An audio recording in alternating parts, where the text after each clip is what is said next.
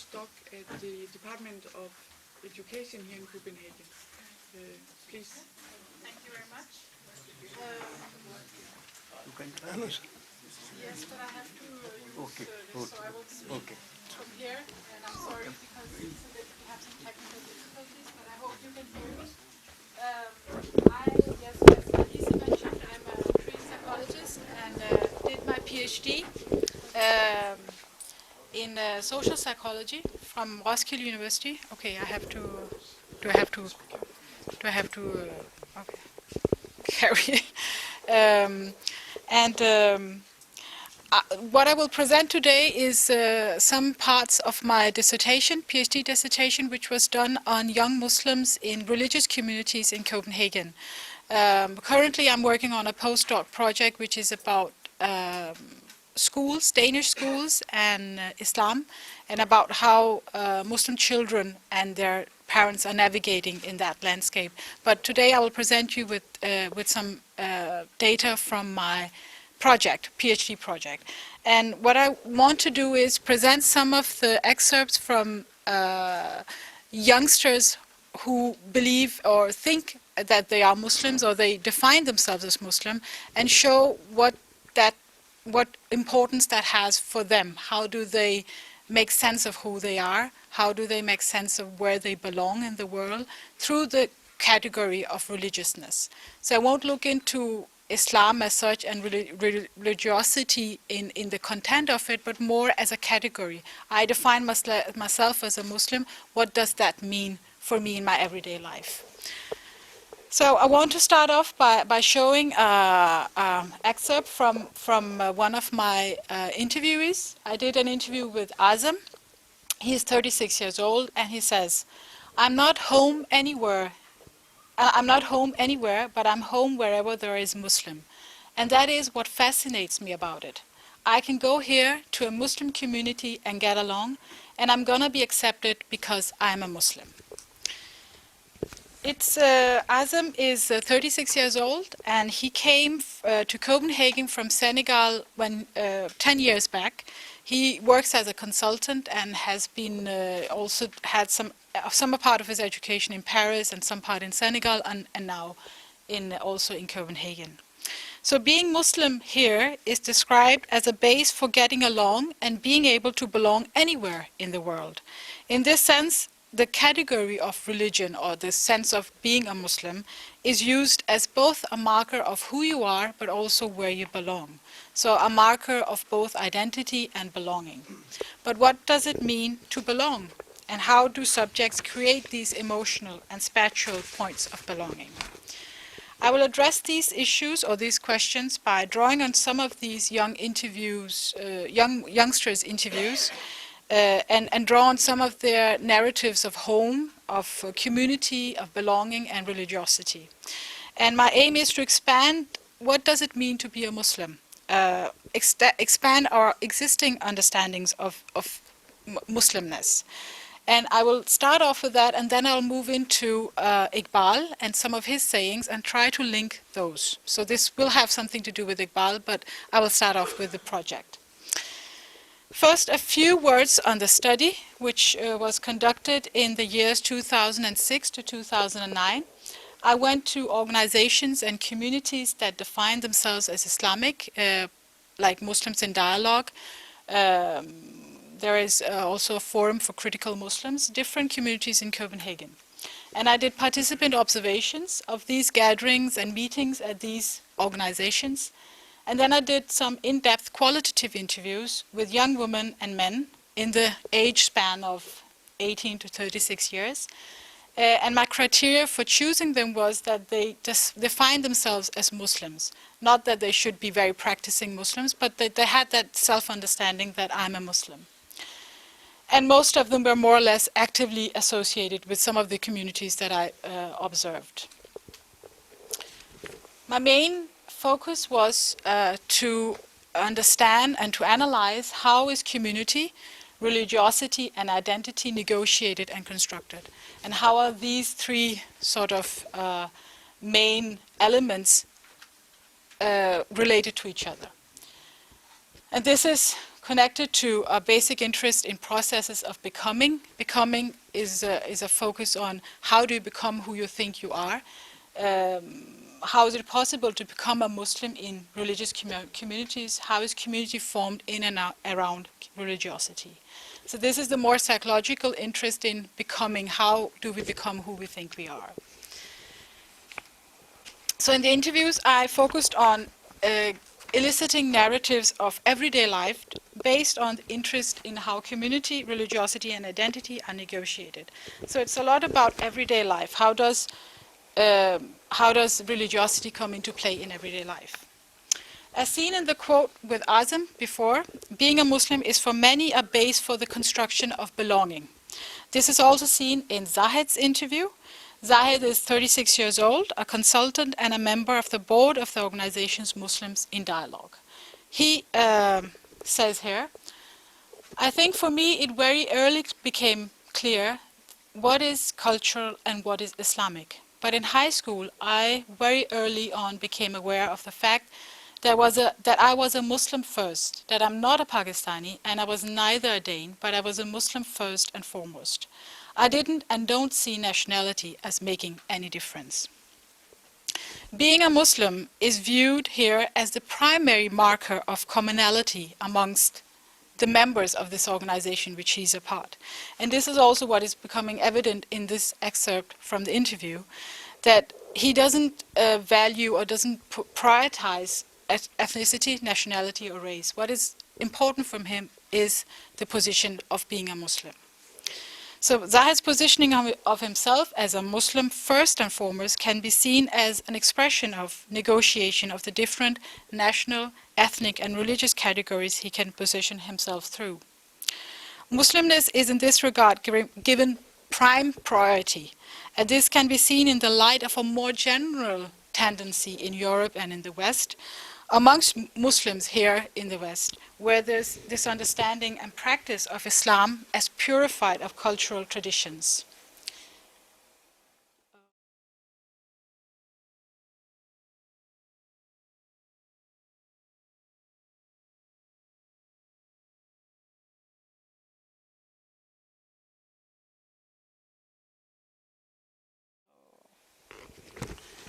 There's this researcher, or you can call him, a scholar, Olivier Roy, who writes about this extensively in his book, The Muslim Ummah, where he writes that the new generation of educated, Western-born, again Muslims, do not want to be Pakistanis or Turks, they want to be Muslims first. So this is a general tendency which is also evident in the youngsters that I interviewed.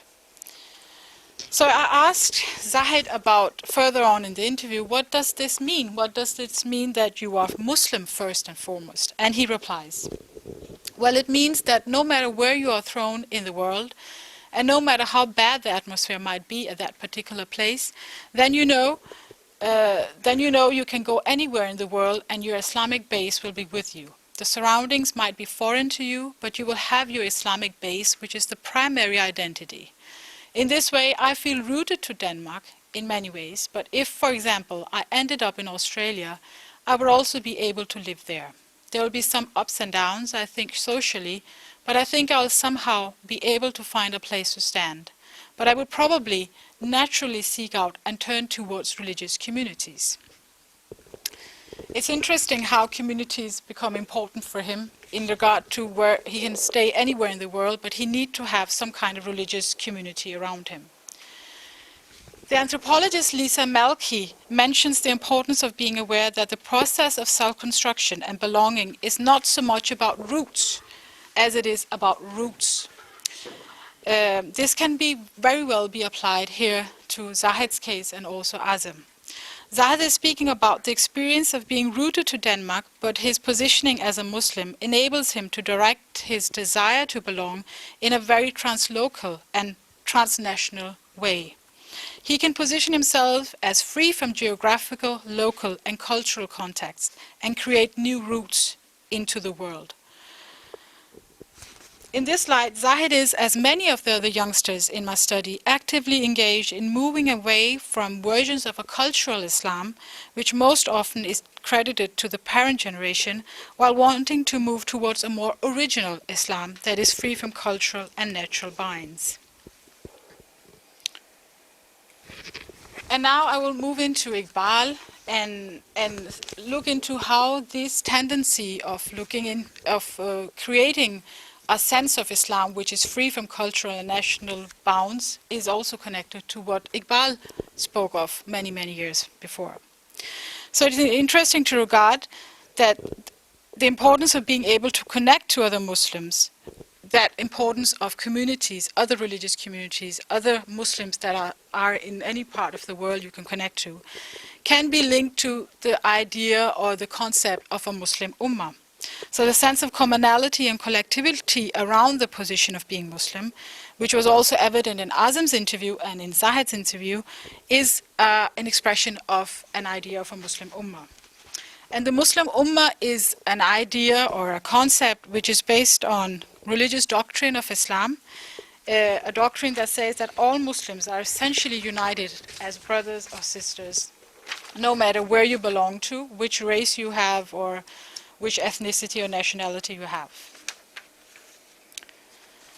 And this concept of the Ummah is also found in Iqbal's work. It's besides his main focus on the self, the khudi, he's also very much focused on the Quranic concept of the universal Ummah, which he also called millat. And the self and the Ummah, or the self and the community, are seen as interdependent forces. You can't look at community without looking at the self, and the self cannot grow and realize itself without the proper community. So this is an interdependent relationship. So Iqbal took it also upon himself to expand on this concept of the Ummah, and it was also very much a basis for his thoughts on the political ways of realizing a Pakistan. So I'll just give some examples of how this concept of Ummah is expressed in Iqbal's poetry. In the poem, Dunya Islam, he expresses much the same views as is seen above amongst the youngsters that we have seen today. He writes, "Once again, shun politics and seek shelter within the walls of religion. As country and state are only fruits of the protection of the sanctuary, let all Muslims unite for safeguarding the sanctuary from the bank of Nile to the land of Kashgar." And he says further on, "Whosoever believes in discrimination on the basis of race or color is doomed, no matter whether the Turk or the Arab, if race of Muslims take precedence over religion." It doesn't matter where you're from the land of the Nile or from Kashgar, which is in China. What unites us all is the walls of religion, the common wall of being Muslims. Islam is thus presented as a unifying force in which the self, or the moment, the believer can find true self-realization. Here it is also evident how differences based on ethnicity, race, nationality, geography are denied as being important. What matters is the sense of being united in the brother or sisterhood of Islam. This is also evident in his poem Tarana-i Millat, the Song of Community, where he says, "China and Arabia are ours, so is India ours. We are Muslims and the whole world is our country." In another poem,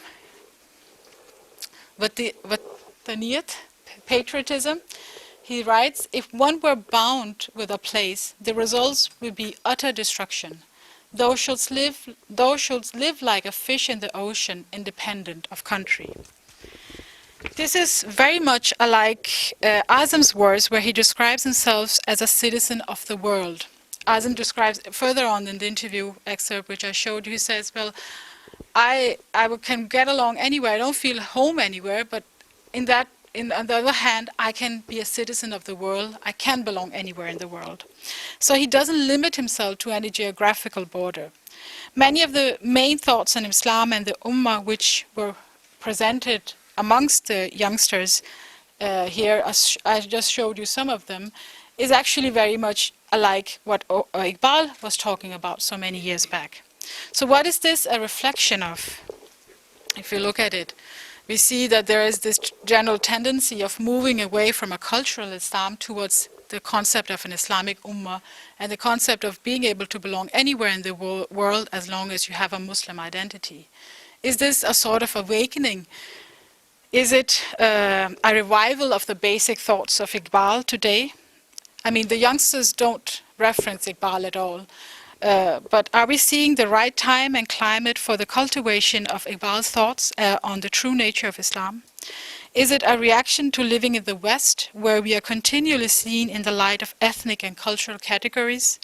Is it a way of negotiating a life filled with many different inputs and challenges of being Danish, Pakistani, or whatever?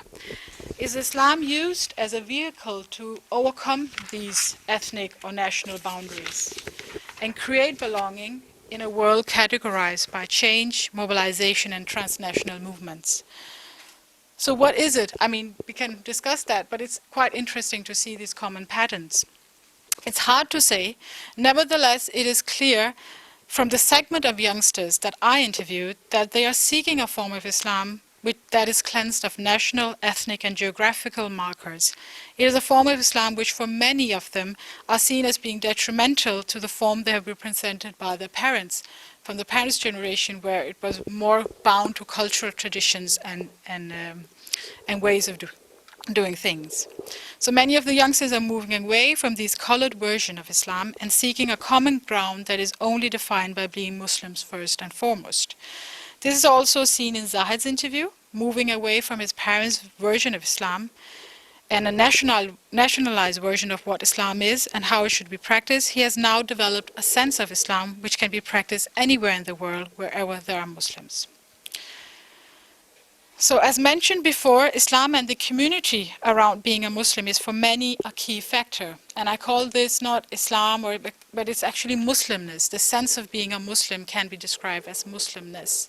A certain sense of community around the concept or the category of being a Muslim. And this Muslimness is used as a resource to position oneself as somebody who belongs. Home is where there are other Muslims. And in this way, the desire to belong is not based on location, place, or nation, but it becomes related to the question of who you are, how you position yourself, and who you can relate to.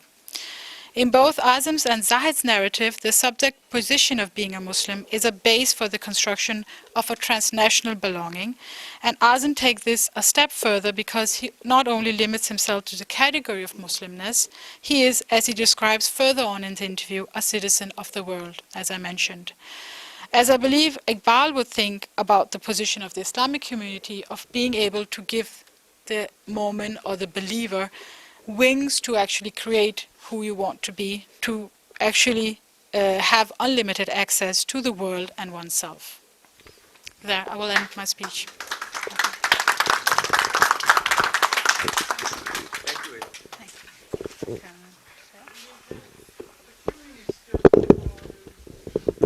Comments and questions.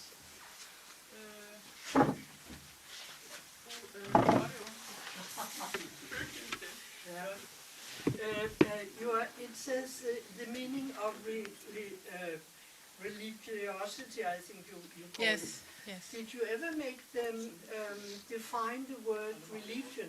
What religion as such, not Islam, but the idea of religion? Because I can see here religion becomes a matter of belonging in a community. But if you take it apart from the community, did you have any kind of discussions about the notion of religion or religiosity with your informants? I didn't specifically go into what is religion or what is religiosity as such, more into how do you live as a religious person in your everyday life. So that was more my focus. But no, not into religion as such. It wasn't the main focus. So but it that remains sort of yes, blurred. yeah, He will tell something. yeah. On this No, point. take it. Yes, religiosity, that it means, to believe in any religion. So, there are different religions in the world, but there are certain things, which are common. So, the best thing is, according to Quran, that he invites them on to agree on certain matters, which are common, So instead of, dividing mankind, it's better to unite them. So if you believe in any religion, okay, that's fine, We must respect your religious views, So this tolerance should be there. It's very important, that we have to accept other people's religious views, freely, and, that not to criticize them unnecessarily. This is not actually what I was into. I was into the idea of whether there would be a definition of religion, because you have a lot of sociologists of religion who deal with various aspects, but you do not, as far as I've been looking at, have a definition or a number of definitions of what religion is as such. Not Islam, not any other religion, but the notion of religion. आपका जी Why just define, by asking these guys, they define themselves as just Muslim. For belonging, they don't, not being given by the society they live in, they don't have something that, to be given back to themselves, like the society doesn't give them anything to belong to, or the Islam that give them the thing, morally or, other values that they can make them relate to Islam only. But they don't seem to be not limiting themselves just in Islam while living in Denmark or living in Australia or USA. I think they should be also taking part of these societies. I think they limit themselves because they find probably not being given the chance to express themselves. I think it's a very valid point, but for them, it's not a way of not taking part of the society. It's the opposite, actually. To say that I'm a Muslim, that I can belong anywhere in the world, is not a disassociation from the Danish society or from any other cultural context. It's more that this is how I understand myself and this is how I want to belong in the world or here. So they are they're active citizens in Denmark, and they are, active in organizations and politically active, many of them as well. So it's not because they feel dissociated from the Danish society, but they feel that this is first and foremost how I want to define myself. This is what is mainly important. And it's different. For some of the youngsters, it was not always Muslims first and foremost. It would be Muslim and Pakistani, or Muslim and Danish. So there are different combinations but there is also a sort of a very strong discourse that it is important also to say that the identity of being a Muslim is most important, because that is what is socially acceptable to say. So I think it's a combination of many things. Probably they get more out of Islam than Yes. society. Yeah. But isn't seeing yourself as Muslim first and foremost, seeing yourself as separate of, instead of common with the world? I hear Iqbal saying that it's important to unite people, not nations or separate religions. So if you define yourself as Muslim, then you are separate from people who are not Muslim. But that depends on how you understand Islam and the category of being a Muslim. For many of these youngsters, and even for what Iqbal said, it's not the being a Muslim actually gives you the base to transcend national, ethnic, and racial boundaries. So when they say I'm a Muslim first and foremost, it's not a way of excluding other categories. It's the opposite. And for Iqbal, it would also be the opposite. I mean, if he says that I'm a Muslim, I'm a Mu'min, I'm a believer, then it would be the base for actually being able to relate to other people. So I think what you are saying is very important, because that's a very strong discourse in the media and the society, where Islam is automatically seen as being in contradiction to the West or the Danish society or living here in Denmark. So I think it's important to realize that being a Muslim is not by nature a contradiction to living in Denmark or living in a Western society and being able to contribute to it. Islam and Danishness is not two opposed categories. On the opposite, I'm just seeing the difference between the spirituality that Iqbal is talking about and the religion, that religion can be a kind of a separateness, but spirituality It can be used by is that. kind of an Yes. umbrella above the religious Yeah. belonging. Yes. Yeah. Okay, thank you very much. Yeah, there's, we'll just take that and then we go for lunch. Yeah, sorry. It seems like that these people, the youngsters, are focused in finding their ideal without knowing that they are searching their truth. They see it, but have you made any research in how satisfied they are in search for the ideal? Because as I see it personally, and what I has knowledge in my life, is it that every people try for ideal, and these people are not like, you don't have to put a word on that is Islam that is seeking, and Muslim they're just seeking for the truth, the ideal that they want to live up to, or where they want to be, the vision, as Allama Iqbal was searching also. You couldn't name it as a philosophy, but they don't see it. Have you focused on seeing how far they were in the process of defining this ideal that they are searching? Are they 100% sure that That's how it is. that's how it is? That's what they want? No, I mean, I haven't been able to follow them afterwards as such, but I haven't defined it in that way as you do, that it's their ideas that they are following. But I think it's an interesting thought, because there's always, that contradiction between having an ideal of how things should be and then realizing it. But both Azam and Zahid are people who have been living in different countries, and they have large, international exposure. So they have actually they have tried to live other places and seek other communities as well. And I think that's also what have made them realize that, they don't feel at home as in any certain place, but where they feel at home is the identity of being Muslims. So that's where they sort of find a commonality or some kind of common ground where they can base themselves. I think it's also about the sense of, okay, who am I?